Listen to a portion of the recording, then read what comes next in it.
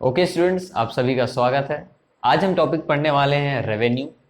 Students, revenue एक बहुत ही important chapter है। अभी तक जितने भी चैप्टर हमने पढ़े थे, मैंने आपको बताया था, हमने एक कंज्यूमर पॉइंट ऑफ व्यू की तरफ पढ़े थे। लेकिन जैसे ही हमने प्रोड्यूसर्स इक्विलिब्रियम पढ़ना शुरू किया, हम एक प्रोड्यूसर के एंगल से देखने लगे। एक प्रोड्यूसर के एंगल से अब हम इकोनॉमिक्स पढ़ रहे हैं, और इसमें हमने एक दो तीन चैप्टर्स हमने पढ़ लिए हैं, जैसे कि सप्लाई हो गया, प्रोड्यूसर्स इक्विलिब्रियम हो गया, कॉस्ट हो गया। अब हम रेवेन्यू पढ़ने वाले हैं। तो स्टूडेंट, आखिर रेवेन्यू होता क्या है? What is revenue? अगर एक क्वेश्चन आता है, if there comes a question what is revenue, you have to simply state that revenue is that amount which a person receives after selling goods. Amount a person receives after selling goods. यानी imagine करिए एक company है, this is a company.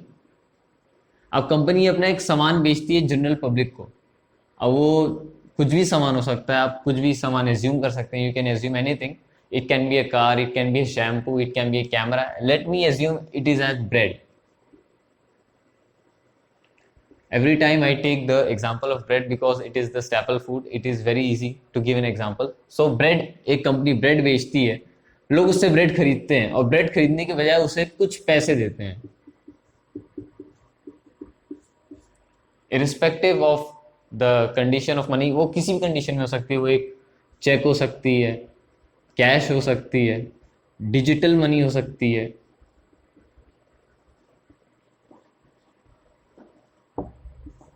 यानी आपको जो consideration है, this is called consideration.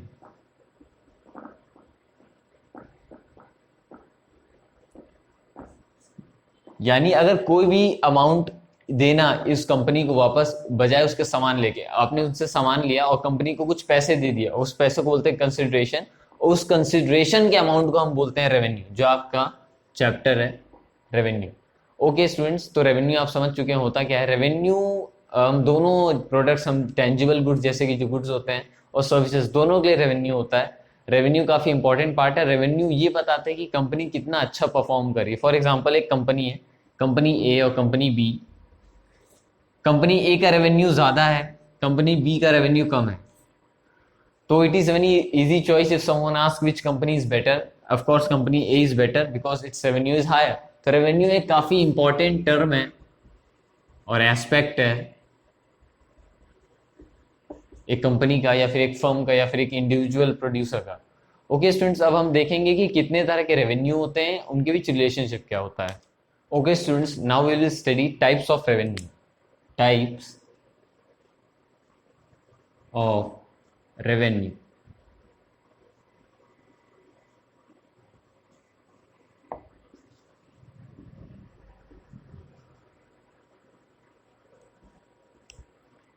पहला होता है टोटल रेवेन्यू।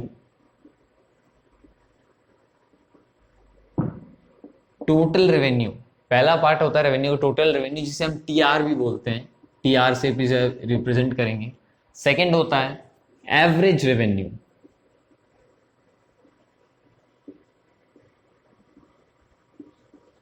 जिसे हम A R, A for Apple, A R से रिप्रेजेंट करेंगे।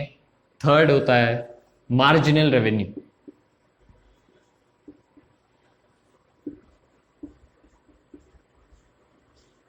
जिसे हम एम आर से रिप्रेजेंट करेंगे। मार्जिनल रेवेन्यू, ये तीन रेवेन्यू होते हैं, टोटल रेवेन्यू, एवरेज रेवेन्यू और मार्जिनल रेवेन्यू। स्टूडेंट्स, आप नाम से ही समझ गए होंगे इनका मतलब क्या होता है। टोटल रेवेन्यू यानी आपने जितना भी रेवेन्यू कमाया, टोटल जितना भी आपने सामान बेचा उन सब का टोटल, जितने भी सामान बेच के आपको टोटल अमाउंट मिला, वो होगा आपका total revenue. Now let's come to average revenue. What is average revenue? Average revenue is total revenue upon quantity sold. यानी आपने जितना भी सामान बेचा, टोटल रेवेन्यू, जितना भी आपको पैसा मिला, डिवाइडेड बाय क्वांटिटी, आपने जितने भी यूनिट्स बेचे सामान के। फॉर एग्जांपल, आपने ब्रेड बेचकर 1000 रुपीज कमाए और आपने 100 kg ब्रेड बेचा, तो आपका एवरेज रेवेन्यू होगा 1000/100, दैट इज ₹10। ये होता है आपका average revenue. Now let's C marginal revenue क्या होता है। मार्जिनल रेवेन्यू होता है TRN minus TRN-1. Students, it is the simple formula of marginal revenue. ये काफी इजी फॉर्मूला है। टीआर यहाँ रिप्रेजेंट करता है टोटल रेवेन्यू को, एन रिप्रेजेंट करता है द टर्म जब ने जितने भी यूनिट्स बेचे। टीआर टोटल रेवेन्यू, TR-1 यानी एज से पहले का एक यूनिट। फॉर एग्जाम्पल, आपने 10 ब्रेड बेचे, 10 ब्रेड बेच के आपको 100 रुपए का मुनाफा हुआ, वहीं आपने 12 ब्रेड बेच के 120 रुपए कमाए। ये क्वांटिटी है, ये आपका रेवेन्यू TR। तो जो एक एक्स्ट्रा आपने बेचा, जैसे आपने 2 एक्स्ट्रा ब्रेड बेचे, आपको 20 रुपए का मुनाफा हुआ, तो ये 20 रुपए, ₹20 ही आपका मार्जिनल रेवेन्यू होगा। यानी कि एक्स्ट्रा यूनिट बेचने से आपको जितना भी प्रॉफिट हुआ वो होगा आपका मार्जिनल रेवेन्यू। नाउ अब आपको एक स्पेशल चीज दिखाता हूं, एक रिलेशनशिप है TR, MR, AR के बीच। ओके स्टूडेंट्स, तो मैं आपको ये बताना चाह रहा था कि जो AR है, एवरेज रेवेन्यू, और आपका मार्जिनल रेवेन्यू, ये हमेशा इक्वल होंगे प्राइस के, प्राइस ऑफ द प्रोडक्ट। लेकिन ये कब होंगे, इनके कुछ कंडीशंस हैं। ये पहला कंडीशन है constant price.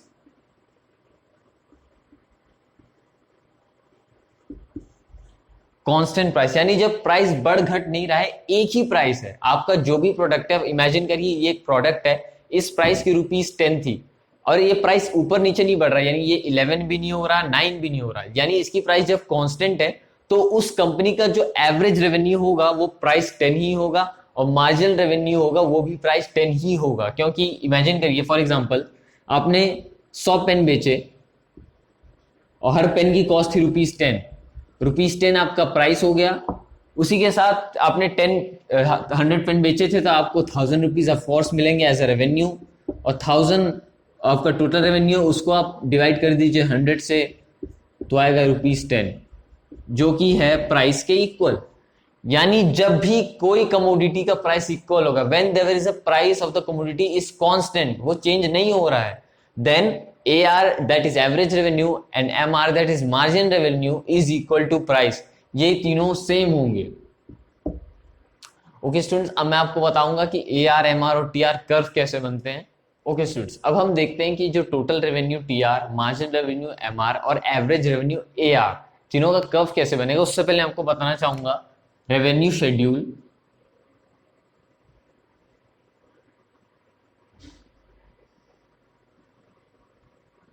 Revenue schedule, revenue schedule क्या होता है? रेवेन्यू शेड्यूल वो होता है, एक सिंपल सा टेबल होता है जिसमें आपकी प्राइस, क्वांटिटी और टोटल रेवेन्यू, मार्जिनल रेवेन्यू और एवरेज रेवेन्यू दी होती है। यानी ये एक टेबल, सिंपल टेबल जिसमें जितने भी वैल्यूज दिए होते हैं, जिससे आपको कर्व बनाने में आसानी हो।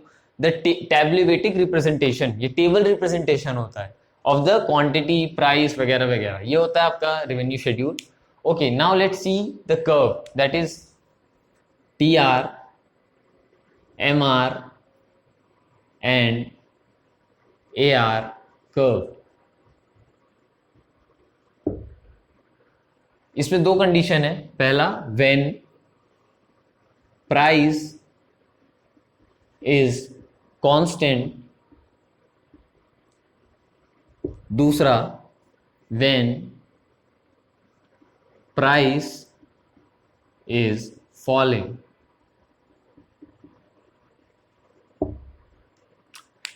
जब भी आप AR, MR और TR का कर्व बनाएंगे, दो कंडीशन होता है। When the price is constant, यानी जब प्राइस चेंज नहीं हो रहा, आपका कोई भी कमोडिटी है उसकी प्राइस चेंज नहीं हो रही, जितने उसकी इनिशियल प्राइस थी वो उतनी ही है।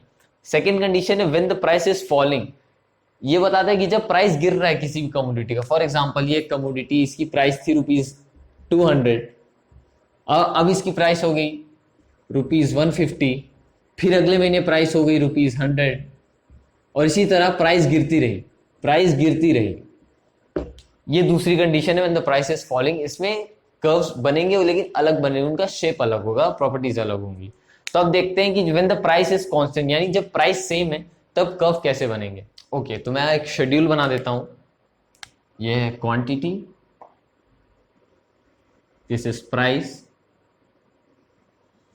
This is total revenue TR, this is average revenue, and this is marginal revenue।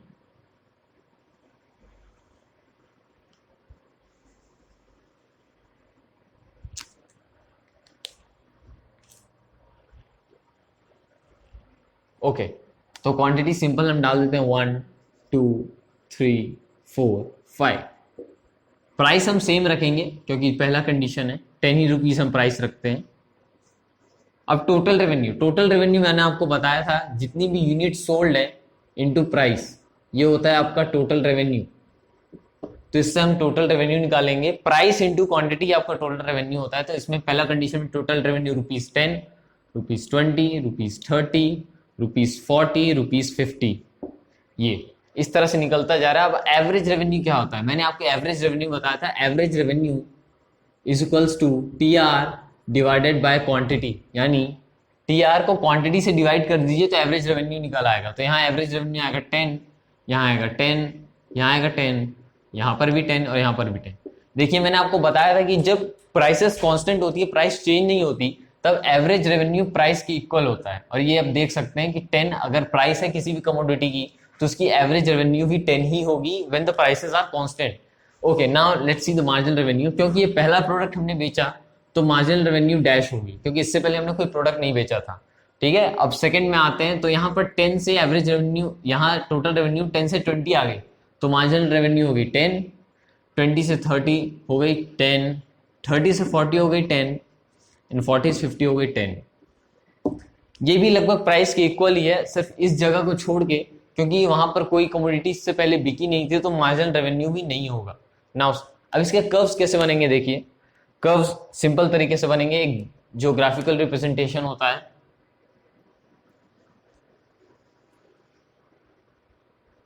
दो एक्सिस होंगे, y axis and x axis. This is the origin,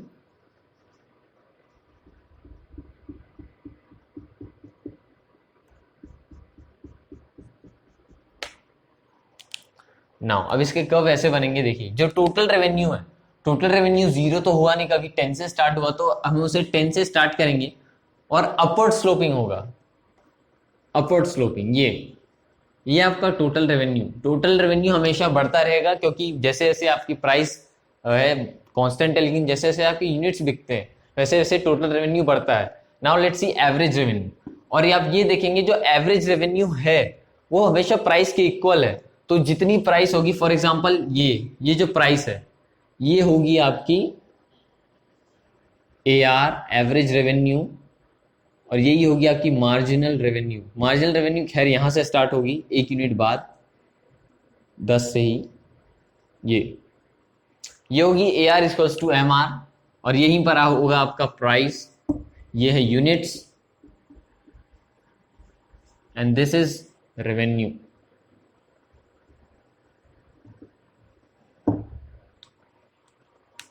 okay okay students, आप देख सकते हैं सिंपल सा ग्राफ बनेगा। AR इक्वल्स टू MR होगा एक horizontal straight line, horizontal straight line.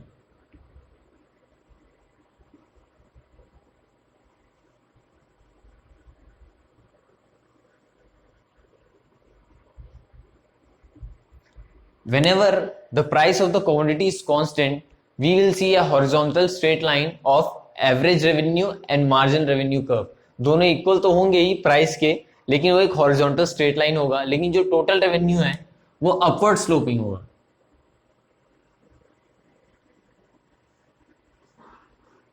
Upward sloping.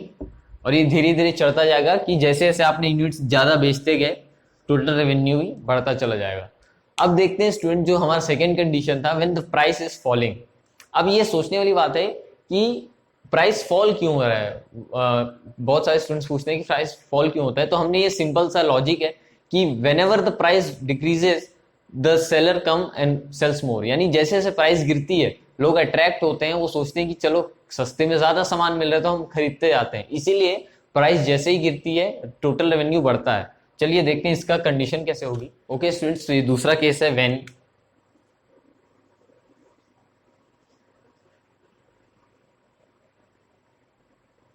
when price is falling।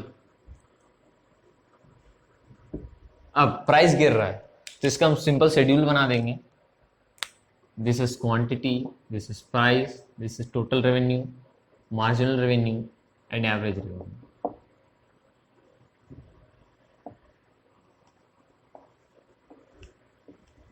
Okay students, अब हम इसमें प्राइसेस पुट करेंगे। क्वांटिटी हम सिंपल से लिख देते हैं 1 2 3 4 5। आप कोई भी कमोडिटी एज्यूम कर सकते हैं, मैं ब्रेड एज्यूम कर रहा हूँ, एक सिंपल से एग्जांपल। अब हम प्राइसेस को घटाते जाएंगे धीरे धीरे। प्राइसेस इमेजिन करिए 10, next price is 9, 8 and simultaneously 7 and 6. So the prices are going down. Now let's calculate total revenue, that is TR. 1 into 10, that is 10. 9 into 2, 18. 3 8s are 24. 7 4s are 28. And 6 5s are 30. Okay, as you can see the total revenue is going up. Total revenue बढ़ जरूर रहा है students, लेकिन जो price है वो घट रही है। टोटल रेवेन्यू भी, अब इसका जब हम कर्व देखेंगे तो इसका रिलेशनशिप हम समझेंगे प्राइस के साथ। Now let's calculate marginal revenue, this will be blank. Now the second आप पार्ट देखिए, जब 2 यूनिट्स आप बेच रहे थे और प्राइस था ₹9, तो आपका जो टोटल रेवेन्यू था वो था ₹18। तो इस तरह से आपका मार्जिनल रेवेन्यू हो जाएगा 18 - 10, दैट इज 8। अब इसमें इसको कैलकुलेट करते हैं, ये हो जाएगा 6, इसको कैलकुलेट करते हैं हो जाएगा 2, ये हो जाएगा 2। ओके स्टूडेंट्स, आप देख सकते हैं, आई एम सॉरी, ये 4 है। मार्जिन रेवेन्यू दैट इज धीरे धीरे कम होता जा रहा है। जैसे जैसे प्राइस कम होती जा रही है, मार्जिन रेवेन्यू भी कम होता जा रहा है। यानी डायरेक्ट रिलेशनशिप है प्राइस का मार्जिन रेवेन्यू के साथ। यानी अगर प्राइस गिरेगी तो मार्जिन रेवेन्यू भी गिरता चला जाएगा। Now let's calculate average revenue, जो होता है total revenue upon quantity. So 10 divided by 1, that is 10, 18 by 2 9, 24 divided by 3, that is 8, ये हो जाएगा 7, that is 6। Okay, so students आप देख सकते हैं यहाँ पर जो एवरेज रेवेन्यू है वो प्राइस के इक्वल ही है। यानी किसी भी सिचुएशन में, चाहे प्राइस कांस्टेंट हो, चाहे प्राइस गिर रहे हो, या चाहे प्राइस बढ़ी क्यों ना रहे हो, जो एवरेज रेवेन्यू है वो हमेशा प्राइस के इक्वल होगा। Price will be equal to average revenue in all the situations, whether it is price constant or not, price rising or decreasing. Okay, now let's see the curve. Simple सा graphical representation होता है curve का, इसका भी। This is y axis, this is x axis, this is the origin.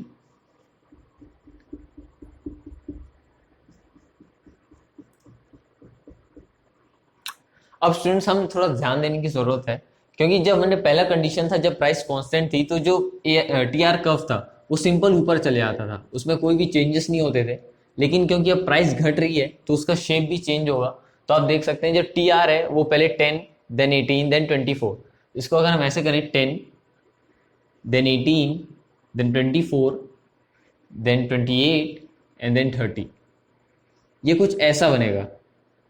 ये upward sloping तो जरूर है मगर कर्व्ड है। थोड़ा सा इसकी जो शेप है वो राउंड शेप का, ऊपर से थोड़ा कर्व हो जाता है ये टोटल रेवेन्यू।